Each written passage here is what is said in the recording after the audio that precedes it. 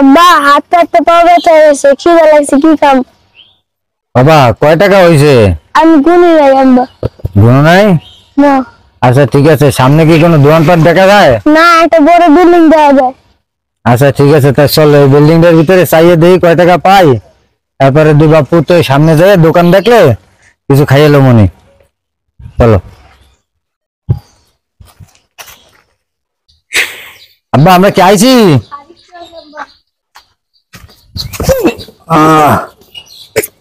আব্বা কেমন বললা? আব্বা তুমি দেখতে পাবো না, আমি কেমন নষ্ট করে। আরে ভাই চলে গেছে, নোডেন নোডেন কি হয়েছে সে কি দেখে না? বন্ধ কিনা তো ভাই। আম্মু তুমি এখানে কি করতেছো? এই কি উল্টা উল্টা কথা বলতেছো? কে তোমার আম্মু? আম্মু তুমি আমার ছেলে না, আমি তোমার ছেলে রবি। কিরে বাবা কি বলস? তোর আম্মু মানে? এই যে আম্মু এখানে আছে একটা লোকের সাথে। কি বলস? এই ফকিন্নির বাচ্চা কি বলছিস? হ্যাঁ, ভিখারির বাচ্চা ফকিন্নি। কে তোর আম্মু? কি বলছিস তুই? হ্যাঁ, আম্মু তুমি আমার গালাগালি করছো, আমি তোমার ছেলে। তুমি এই লোকের সাথে এখানে কি করছো? তোমাকে অনেকদিন ধরে খুঁজছি।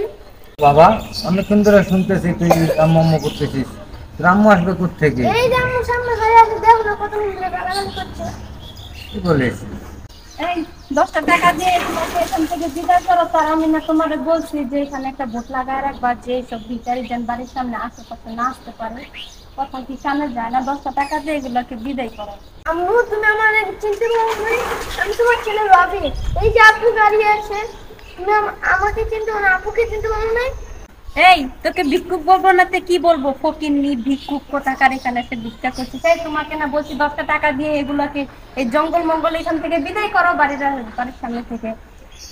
রাখো, দেখতেছি এই ছেলেটা তো কোন সময় থেকে আম্মু আম্মু করতেছে, আবার কয় আব্বু। আমি তো বুঝতে পারছি না। আরে রাখো, ও ওদের কথা বললে হবে? হ্যাঁ, ওই ফকিন্নি মলিন কোথা থেকে এসেছে এখানে এসে। হ্যাঁ, ওই বাচ্চার কথা তুমি শোনো, ওরা কি বলতে কি বলেছে। তোমাকে বলছে ওদের 10টা টাকা দিয়ে এখান থেকে বিদায় করো, তা বাদ দিয়ে তুমি ওদের কথা নিয়ে বসে আছো, তাই না? হয়তো ছোট মানুষ আর মিশা কথা বলবে কেন? বলো তো এটার ভিতরে রহস্যটা কি? এখানে রহস্য কিছুই না। কিছু না হইলে ভাই কি এমনি কইতে আছে? এত বাচ্চা মানুষ, ছোট ফকিনি। তুই কি বলেছিস এখন আমার সাথে জেরা করছে? এদেরকে এখান থেকে বের করো।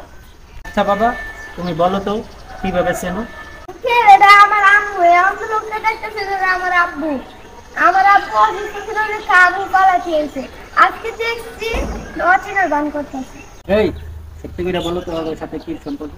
আরে তুমি ওদের কথা নিয়ে পড়ে থাকলে চলবো? তুমি ওই ফকিনিদের 10টা টাকা দাও। কি ব্যাপার, তুমি আবার দাঁড়ালে কেন? চলো। দাঁড়াও, খুব তারা। আর কত দূরে এবা? দৌড়তে দৌড়তে তো অনেক দূর চলে আসছে। আরে তুমি কি মানুষ? কিন্তু মানুষের কাতারে পড়ো না।